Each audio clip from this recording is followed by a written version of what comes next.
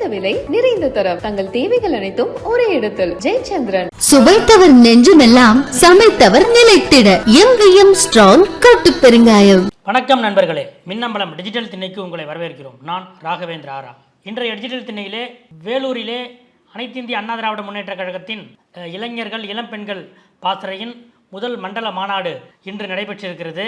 அது பற்றியும் அதனுடைய பின்னணி பற்றியும், அடுத்ததாக திராவிட முன்னேற்ற கழகத்தின் மாவட்ட செயலாளர்கள் மாற்றம் இன்னமும் தொடரும் என்று எதிர்பார்க்கப்படுகிறது. கடந்த பிப்ரவரி 13ஆம் தேதி 4 புதிய மாவட்ட செயலாளர்கள் நியமிக்கப்பட்டிருக்கிறார்கள். சில மாவட்டங்கள் பிரிக்கப்பட்டிருக்கின்றன. இந்த நிலையில் இன்னும் ஒரு 10 மாவட்டங்களுக்கான புதிய நிர்வாகிகள் நியமிக்கப்பட இருக்கிறார்கள்.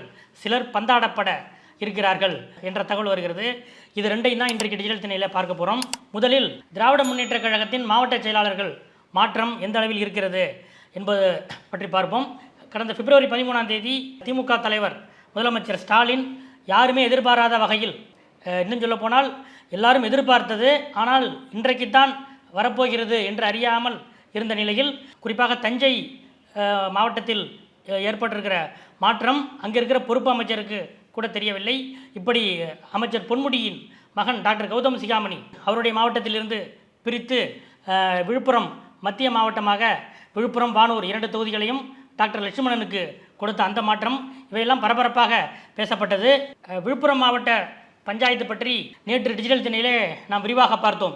அதாவது கலைஞர் அறிவாலயம் அமைந்திருக்கிற மாவட்டத்தின் தலைநகரான விழுப்புரம் சட்டமன்ற தொகுதியை லட்சுமணனுக்கு எடுத்து கொடுத்து விட்டீர்களே என்ற ஆதங்கமும் கோபமும் வேதனையும் பொன்முடிக்கு இருந்தது. அதை முதலமைச்சரிடம் சென்று அவர் சொல்லியிருக்கிறார். ஆன போதும் முதலமைச்சர் இதில் உடனடியாக எந்த மாற்றமும் செய்யவில்லை. நேற்று மாலை 4 மணிக்கு புதிய மாவட்ட செயலாளர் லட்சுமணன் விழுப்புரம் சென்று அங்கே அவருக்கு வரவேற்பு ஏற்பாடுகள் செய்யப்பட்டிருந்த நிலையில், அங்கிருந்து நேற்று காலையில் பொன்முடியின் ஆதரவாளர்கள் முதலமைச்சரை சந்தித்து கோரிக்கை வைப்பதற்காக அங்கிருந்து அவர்கள் புறப்பட்டார்கள். இந்த நிலையில் லட்சுமணனை நீங்கள் இன்று செல்ல வேண்டாம், நாளை செல்லுங்கள் என்று அறிவாலயத்துக்கே நேற்று மீண்டும் அழைத்தனர். அதே போல பொன்முடியின் ஆதரவு நிர்வாகிகள் விழுப்புரத்தை எக்காரணம் கொண்டும் நாங்கள் விட்டுக் கொடுக்க மாட்டோம் என்ற கோரிக்கையோடு தான் வந்திருக்கிறார்கள். ஆனால் அதற்குள் திமுக தலைமையிலிருந்து பொன்முடிக்கு சென்ற ஒரு எச்சரிக்கை கலந்த தகவலை அடுத்து அவர்கள் அப்படியே அதை நன்றி சொல்லும் சந்திப்பாக மாற்றிவிட்டார் பொன்முடி. இந்த நிலையில்தான் நேற்று இரவு 8 மணிக்கு ஒரு பக்கம் டாக்டர் லட்சுமணன், இன்னொரு பக்கம் அமைச்சர் பொன்முடி என இருவரையும் அருகருகே நிற்க வைத்து இருவரையும் சென்று விழுப்புரத்தை பார்த்துங்க என்று சொல்லி அனுப்பியிருக்கிறார் ஸ்டாலின். இன்று உற்சாகமாக டாக்டர் லட்சுமணன் விழுப்புரத்துக்கு சென்றார். இன்று மாலை விழுப்புரம் எல்லையை தொட்ட போதே அவருக்கு மிக அதிரடியான வரவேற்பு அளிக்கப்பட்டது. இன்று இரவு அவர் விழுப்புரத்தில் அமைந்திருக்கிற கலைஞர் அறிவாலயத்துக்கு சென்று அங்கே இருக்கிற கலைஞர் சிலை, அண்ணா சிலைக்கு மாலை அணிவித்து விட்டு தன்னுடைய பணியை ஆரம்பித்திருக்கிறார்.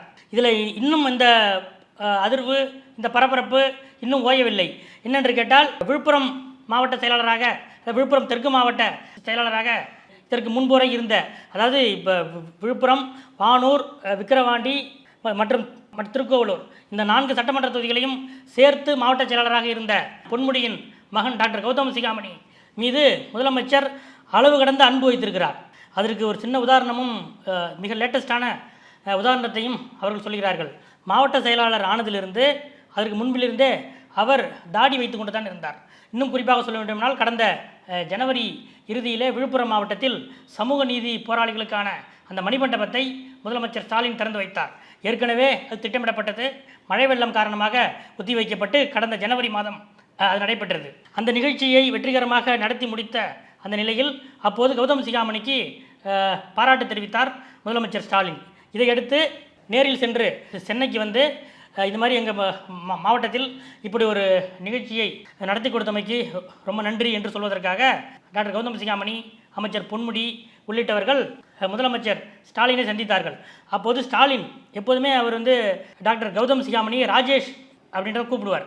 அவர் வச்ச செல்ல பேர் ராஜேஷ். என்ன ராஜேஷ் இப்படி தாடி வச்சுருக்க, அங்கே பாரு அங்கங்கே வெள்ளை வெள்ளையாக இருக்குது, முதல்ல நல்லா ஷேவ் பண்ணு, நல்லா மீசை வச்சுக்க, ஏன் இப்படி தாடி மீசையோட அலைகிற, ஒழுங்காக ஷேவ் பண்ணு என்று அவர் அப்போது அட்வைஸ் பண்ணியதாகவும், உடனடியாக அவரை சந்தித்து விட்டு வெளியே வந்த பிறகு நேரே சலூன் சென்று தான் அதுவரை வைத்திருந்த அந்த தாடி கெட்டப்பை டாக்டர் கௌதம் சிகாமணி எடுத்து விட்டார். இப்படி ஒரு அந்யோன்யமான அன்பு பாராட்டுபவர் எப்படி முதலமைச்சர் இப்படி 2 தொகுதியை பிடிக்கிட்டாரு என்ற ஒரு புலம்பல் அந்த பக்கம் கேட்கிறது. ஆனால் அதே நேரம் முதலமைச்சர் ஸ்டாலின் சில விஷயங்களில் மிக தெளிவாக இருக்கிறார். அதாவது தனிப்பட்ட அன்பு பாராட்டுவது, தனிப்பட்ட நட்பு பாராட்டுவது என்பது வேறு. கட்சி என்று வந்துவிட்டால் அதில் அவர் எந்த விதமான பாரபட்சத்துக்கும் எந்த விதமான ஒரு வெறுப்புக்கும் இடம் கொடுக்காமல் செயல்பட முடிவெடுத்து அதன்படி தான் இந்த மாற்றங்கள் அரங்கேறி இருக்கின்றன என்று சொல்கிறார்கள். இன்னும் சொல்ல போனால் இந்த விஷயம், அதாவது கலைஞர் அறிவாலயம் அமைந்திருக்கிற விழுப்புரத்தை பொன்முடி விடமாட்டாரே என்ற ஒரு ஆலோசனை ஸ்டாலின் வட்டாரத்தில் இந்த அறிவிப்புக்கு முன்பே நடந்திருக்கிறது. அப்போது ஸ்டாலின் என்ன சொல்லியிருக்கார் என்றால், இல்லை அப்படிலாம் எந்த உரிமையும் கொண்டாட முடியாது. அதுக்கு உதாரணம் சேலத்திலே இருக்குது.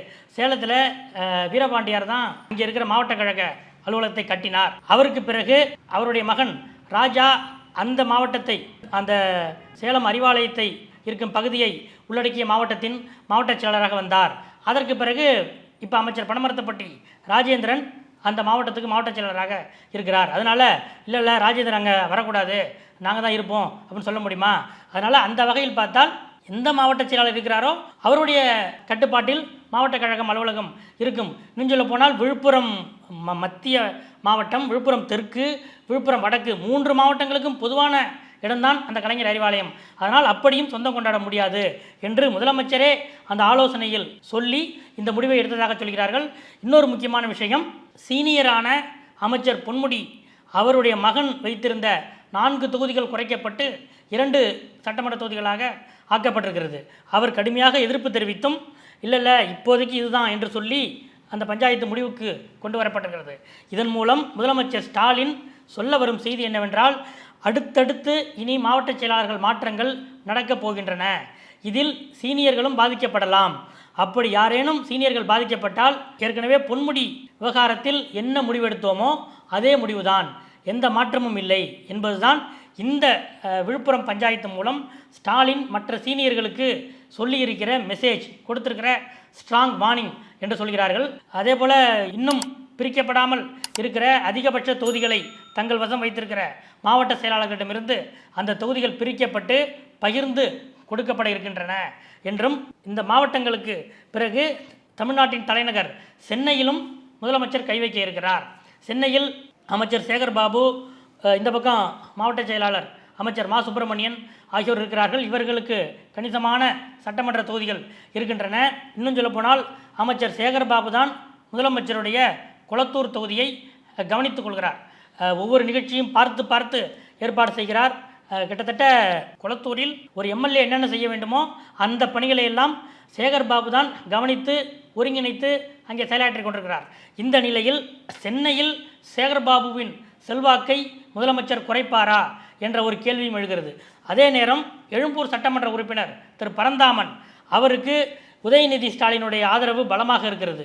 இந்த நிலையில் வரப்போகிற மாற்றத்தில் பரந்தாமனுக்கு மாவட்ட செயலாளர் பதவி நிச்சயம் கிடைக்கும் என்று அவருடைய ஆதரவாளர்கள் எதிர்பார்த்து கொண்டிருக்கிறார்கள். அதே நேரம் முதல்வரின் தொகுதியை கவனித்துக் கொண்டிருக்கிற சேகர்பாபுவை முதலமைச்சர் கைவிட மாட்டார் என்று சேகர்பாபு தரப்பினரும் நம்பிக்கையோடு இருக்கிறார்கள்.